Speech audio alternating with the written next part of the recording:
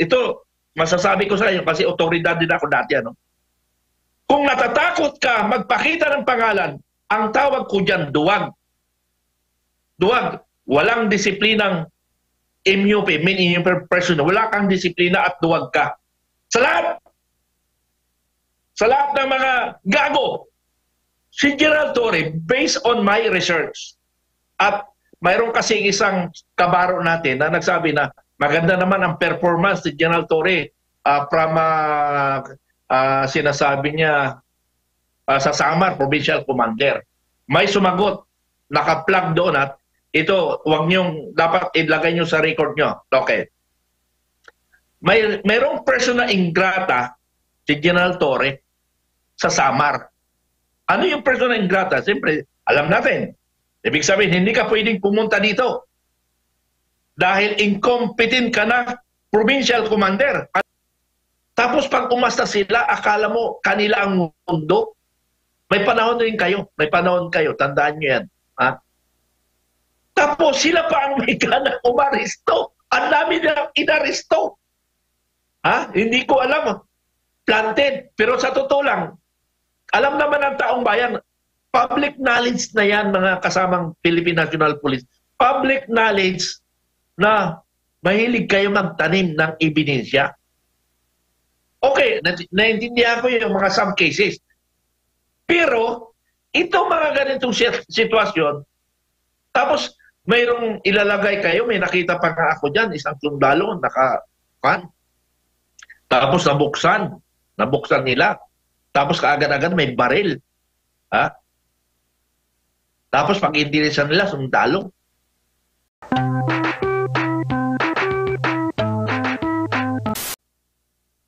Davao City, kung saan ang aking mga pinsan dyan, mga pulis rin yung iba, close insecurity ni Vice President. Then, kamusta rin yung mga kapatid ko sa Tagum City, na ako ay kami taga Upi Maguindanao. Pero kung saan ay nandito ako ngayon sa Manila, sa Rizal Province because of 13 anyos pa lang kasi ako ay napalaban na ako dyan sa mga rebelde. Kaya ako ay isinama ng sundalo dito sa Luzon dahil 13 years pa lang ako, napalaban na ako dyan sa problema sa Mindanao. Na kung saan ay, banggitin ko lang sandali, yung background ko, 75 yung, more or less 400 yung kalaban namin, tapos 17 lang kami, sa awa ng Diyos at buhay pa ako, isa lang tinamaan sa amin, sa kanila 75 yung namatay, 150 yung sugatan nila. So yun yung karanasan ko, na kung saan ay may ambing ko dito kay General Torre, yun yung pag-uusapan natin dito ngayon. Ano ba ang tama ba yung ginawa? Mayroon bang alam sa gera itong si General Torre? At ang mga kapulisan, tama ba yung kanilang gagawin? So patuloy ko kasamang kaibigan at ituloy ko ang aking introduction. Sir, si Jade at Admar po ang inyong makakasama ngayong umaga. Kanina, okay, nabanggit kasi kanina ni partner Admar at ito nga po ang napapansin din doon sa mismong compound ng KOJC na may mga pulis, may mga individual, mga kahina-hinalang individual na pinasusuot ng uniforme ng pulis. Itong itsura nila, may balbas pa at nakatakip pa yung kanilang mukha ng damit. At ang kini-question natin ngayon, inaalmahan ng mga missionary workers doon, kung yan ba ang proper uniform ng mga pulis? Ang kasagutan ko diyan, dalawa kasi ang situation, Iba yung sa combat at iba yung sa garrison. So we are talking now garrison, So kung sa garrison ka, it should be proper uniform, It should be proper uniform. Ano yung proper uniform? So, naka-uniforme ka ng pangpulis, nakasulat yung pangalan mo dyan, at hindi ka nakapas. Yun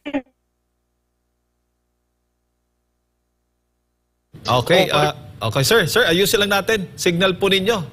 Medyo hindi po naiintindihan. Hindi talaga naiintindihan dahil po medyo hindi maganda yung signal ni Colonel. Balikan lang po natin. Yung importante yon dahil siya po ay may maraming karanasan lalo na po dito sa mga operasyon na isinasagawa ng kapulisan na yan. Balikan natin si retired Colonel Segundo Metran Jr., sir. Hello. Okay na ba? Yes, okay po. Good morning. Yeah. Okay na, okay na? Yes po, ipagpatuloy po ninyo.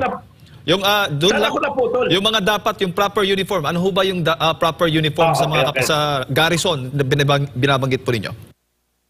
Okay. Yung pinag-usapan natin kasi, pag sa loob ng komunidad o garrison na tinatawag namin na sa loob sa syudad, dapat complete uniform. Complete uniform. Nakasulat yung pangalan mo dyan kung tunay kang otoridad at mayroon kang disiplina sa sarili at disiplina sa organisasyon, hindi mo sisirain yung organisasyon. Because ang lahat ng nasa otoridad na para in general, kasi pag pulis lang eh. Okay. Ang isang otoridad, para ma-recognize ka at matawag na may disiplina ka, lahat kasi ng gagawin mo, it's either lower rank ka, high rank ka, dapat makikita sa'yo ang action mo. Kasi lahat ng action mo, hindi mo yan action. Hindi mo yan individual action. That is the organization action.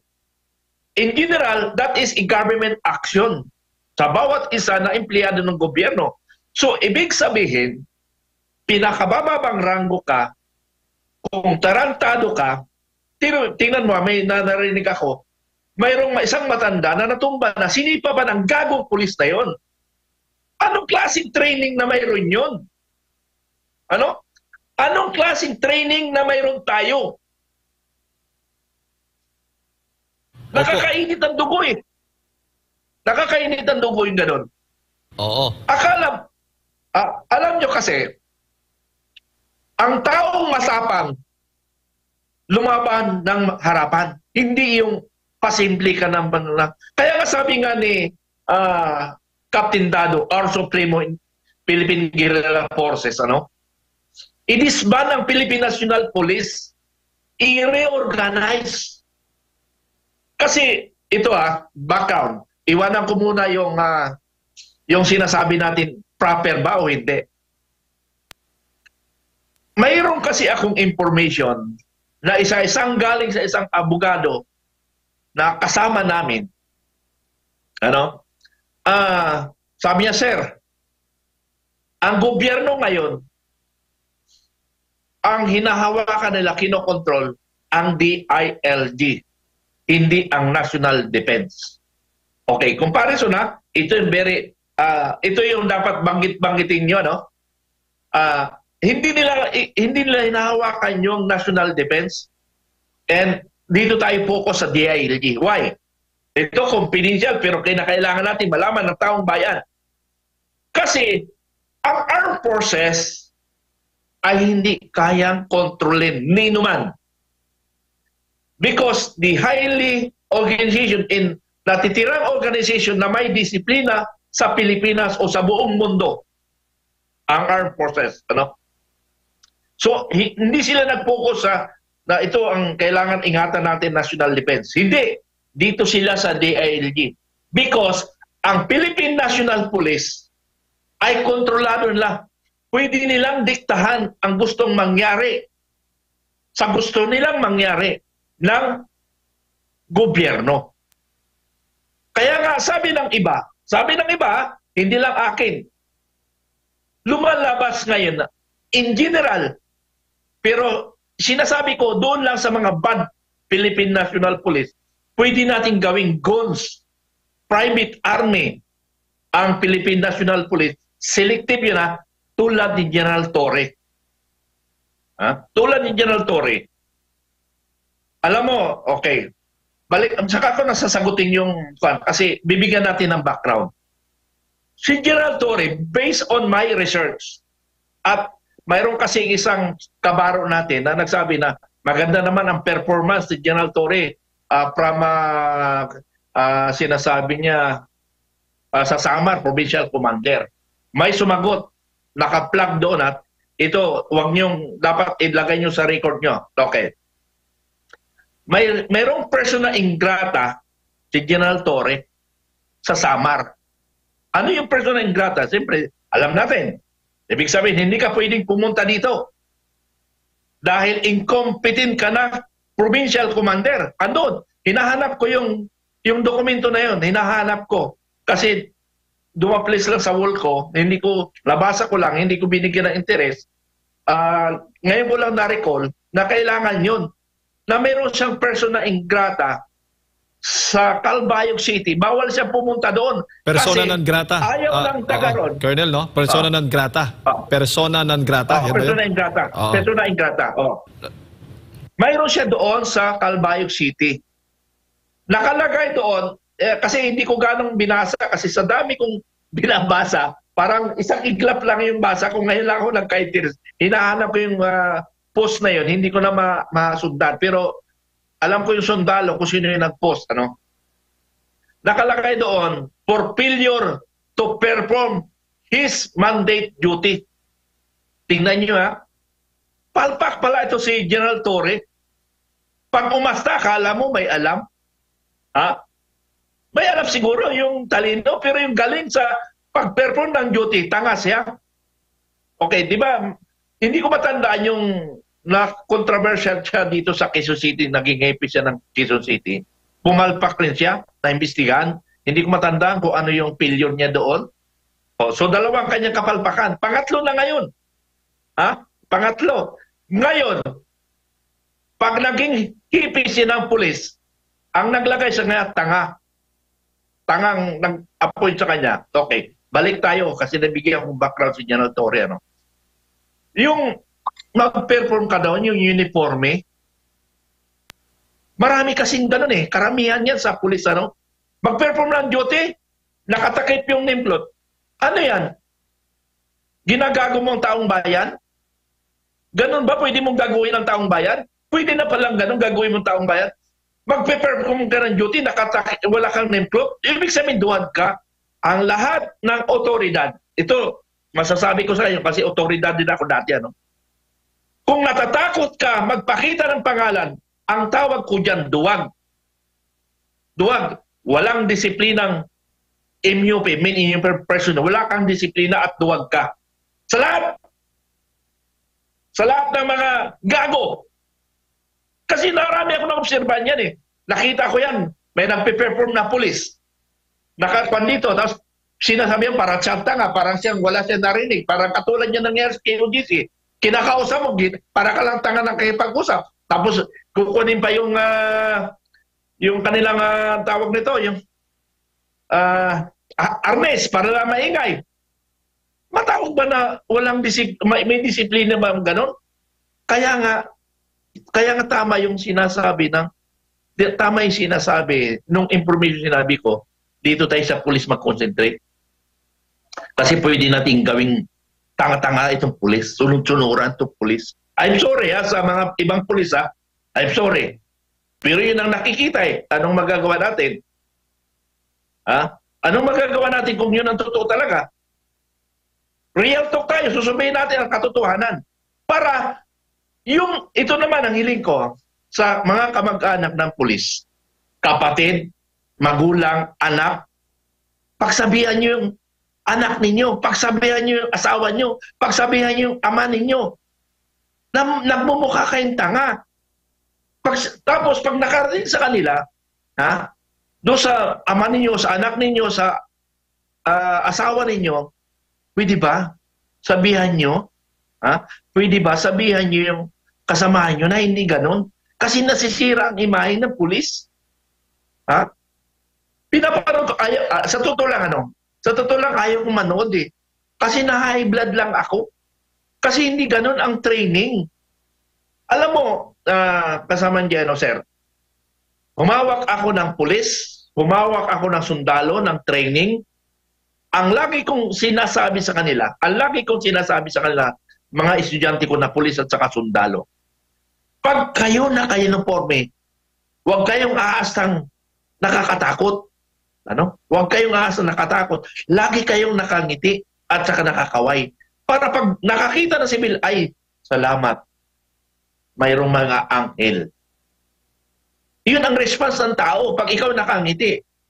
Ngayon, kung ikaw naka-uniforme, ang tingin mo, nakatitig ka sa mga sibilyan na nakakatakot. Sabi, ay, naku, nandito yung mga demonyo. Naka-uniforme ka na. Pag isang tao naka-uniforme, nakakatakot. Kahit nga ako bilang isang sundalo, pag nakakita ako ng naka-uniforme, pumapasok ang kaba ko. Pumapasok sa isipan ko, sa isipan ko na ang kaba ko. Bakit? Kasi hindi ko alam ang gagawin. Kasi nakasimangot.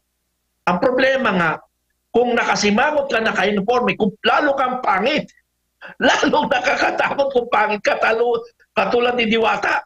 Ano? Nakakatakot. Sabi ko nga, pero joke ko lang yun sa mga sundalo at pulis ko na estudyante. Kung pangit ka, lalo kang ngumiti para hindi kamaan ang taong bayan. Lagi tayong nakangiti para feel secured tayo pag nakakita sila ng naka-uniforme na nakangiti. Itulad niyan, ito ay napapanood ko. Ang saklap nito, isa pa ang saklap nito, sila na nga nag-abuso, pinasok nila ang KOGC compound na religious area, tapos pag umasta sila, akala mo kanila ang mundo. May panahon rin kayo, tandaan nyo yan. Tapos sila pa ang may ganang umaristo. Ang dami nilang inaristo. Hindi ko alam. Planted. Pero sa totoo lang, alam naman ng taong bayan, public knowledge na yan, mga kasamang Philippine National Police. Public knowledge na mahilig kayo magtanim ng ebidensya. Okay, naintindihan ko yung mga some cases. Pero, itong mga ganitong sitwasyon, tapos mayroong ilalagay kayo, may nakita pa nga ako dyan, isang sundalo, tapos nabuksan nila. Tapos kaagad-agad may baril. Tapos pag-indirisan nila, sundalo. Ay, anong nangyari sa sundalo? Pero sabi ko nga, kung talagang matapang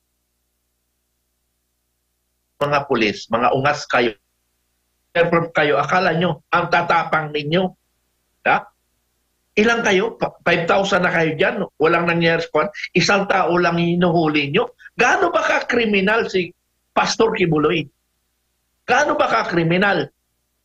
Utos yun? Tama, utos. Sumunod kayo. Pero huwag naman kayong abusado.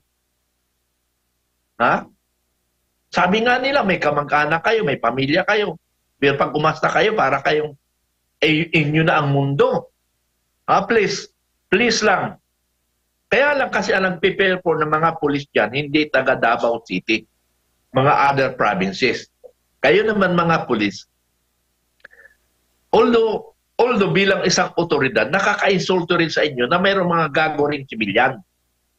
Pero, sa inyong responsibility yan. Yan yung sinumpaan ninyo, nahaharapin nyo ang problema. Haharapin nyo ang problema kasi bahagi ng inyong trabaho na mga ganong sitwasyon. Kasi nga, nakalagay nga doon sa inyong muto na to serve and protect. Asan na ngayon yan? Yung to serve and protect. Nagawa nyo ba to serve and protect? Alisin nyo na lang yan. Nakakaya. Alisin nyo na to serve and protect. Diyan sabihin natin, specific na, Region 11. Region 11. Alisin nyo na lang yung to serve and protect dyan. Hindi na kayo nakakaprotekta sa taong bayan. Okay, another information. Mayroong 3 bus na galing Mawab. Mawab Davao del Norte. Di Oro yata, hindi ko na alam. Hindi ko na matandaan. Kasi nagbago-bago. 3 bus susugod ngayon sa KOGC. Kung nagkataon, nakalusot yun. Ayaw ko lang kung hindi kayo magsipagtakbuhan yung mga pulis dyan. Hindi lang nakalusot. Hinarang na inyo. Pero mas maganda nga lang siguro, mag-civil war na lang para makita kung sino talagang matapang. Ha?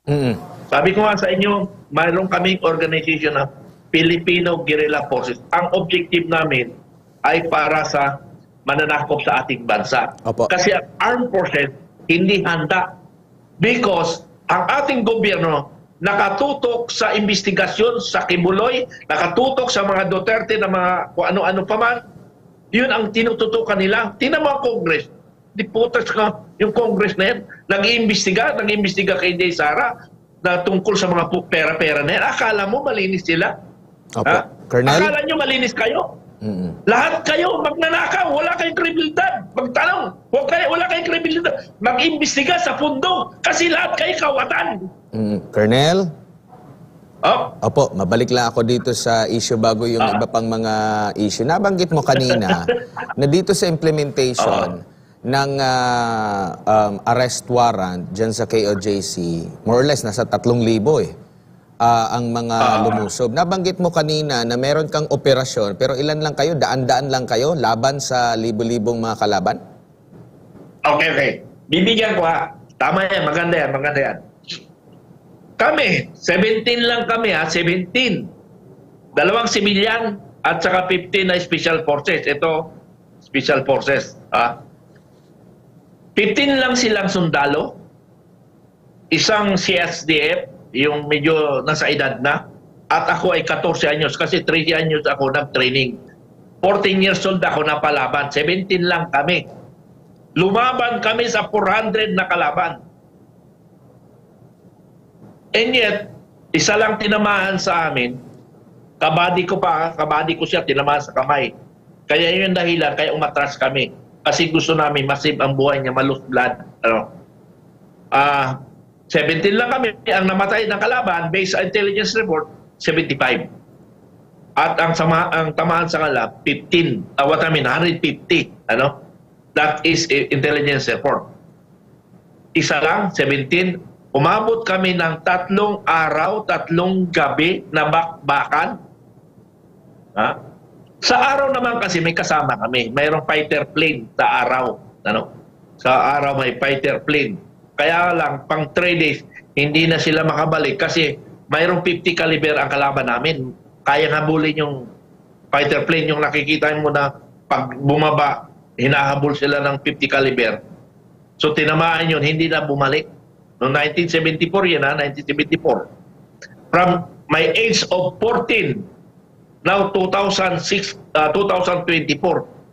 serving the country for 50 years. 50 years to serving the country ako. Hanggang ngayon, nagsiservisyo pa. Kaya nga nag-form kami ni Captain Dado ng FDA to support the government. Kasi patanga-tanga na sa gobyerno. Balik tayo doon sa laban ng biro mo, 3,000 versus isa na hinahanap, hindi nyo makita. Okay, may suggestion ako sa mga KOGC. May kilala ako isa dyan sa KOGC na talagang kasama ko dati. Pero ngayon, hindi tinitignan ko yung pangalan niya. Okay. May suggestion ako. Option 1, Option 1. Full force kayo dyan. Lahat ng KOGC and lahat ng taga Davao City na nagmamalasakit sa taong bayan, full force kayo, pumunta kayo lahat sa KOGC. Solusyon yan. Yan ang solusyon. Option 1. Option to solusyon. Umalis na lang kayo, KOGC dyan. Hayaan nyo na lang ang pulis. Wala rin kayong magagawa. Kasi gobyerno nga ang kalaban ninyo. Wala tayong magagawa kung gobyerno. May magagawa tayo kung lahat tayong taong bayan magkaisa. Now, kung hindi tayo nagkakaisa, ang option to ko, i-abandon nyo yung KOGC, hayaan nyo, bigyan nyo ng timeline ng 3 days. Okay, within 3 days, halugugin nyo lahat yung kwan na yan. Pag walang nakuha kayo, ano kayo? Butata? Wala na kayong muka. Mag-resign na lang kayo o kaya mag-alakiri kayo, magpakamatay na lang kayo. Kasi napaya kayo Wala na kayong mukhang iharap sa publiko Biro mo isa lang yung hinahanap nyo. ito isa pa na-observe ko, nakita ko sa picture ng isang kasama ko na marami kasi kaming FGM naka-observe dyan. Nagbibigay report sa amin kung kailan kami tamang aksyon gagawin namin para sa taong bayan. Kasi ang FGM, para sa pamilya, protektahan namin ang pamilya, pamilya na bibiktima eh. At ang ating bayang Pilipinas. Yun ang aming mission, dalawa lang mission namin. Protektahan ang bayan natin. Pangalawa, protektahan natin ang family within the barangay. So yun ang mission namin, objective. Okay. Kayo dyan sa pan, hayaan nyo na lang yan kasi wala talaga. Ang Pangulo na mismo ang may utos eh. Ano magagawa natin? Wala na tayong magagawa. Magkasakita lang tayo, wala. Hayaan na lang natin sila. Pag wala silang nakuha sa loob ng 3 days, magpapakamatay na lang si Torre kasi sabi niya nandyan daw. So ngayon, ano bang objective talaga dyan? Biruin mo ha, 3 chopper. Ang dami sasakyan naka-ready sa KOGC, ginawa na lang guerrilla zone ang KOGC.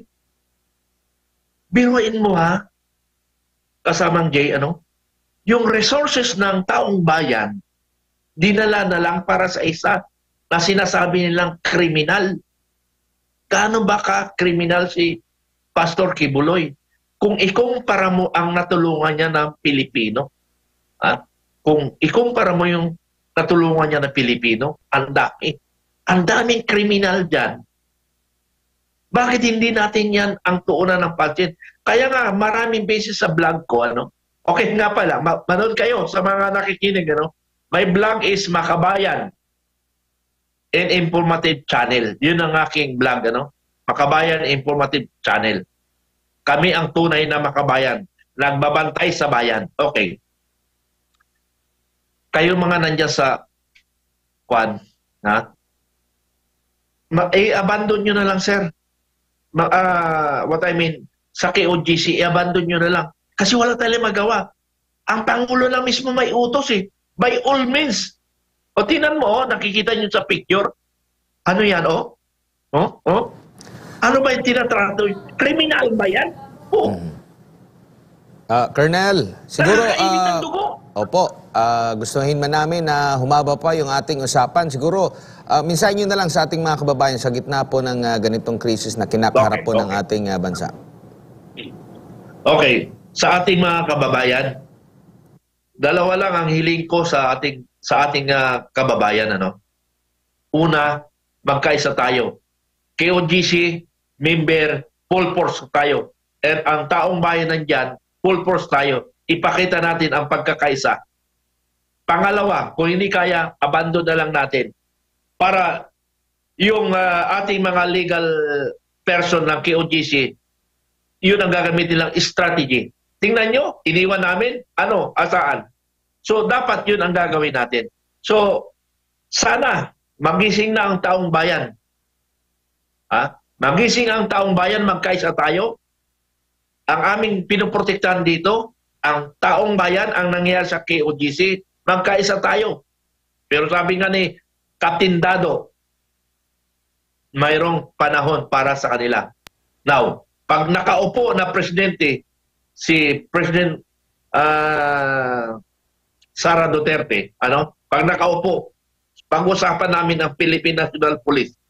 Kami ni Supremo, kami mga FGF ang tutulong sa taong bayan. Kami ang tutulong sa taong bayan. We are now 500,000 strong na mayroong advokasya laban sa korupsyon, laban sa tiwali, laban sa mga abusado. Sana dumami pa kami para dandahan natin ayusin, i-reforma, overhaul natin ang gobyerno. So yun lang po ang mensahe ko. Magkaisa tayo para sa bayan. Maraming salamat po, Retired Colonel Segundo Metran Jr. Ayan, ang kanyang saloobin po.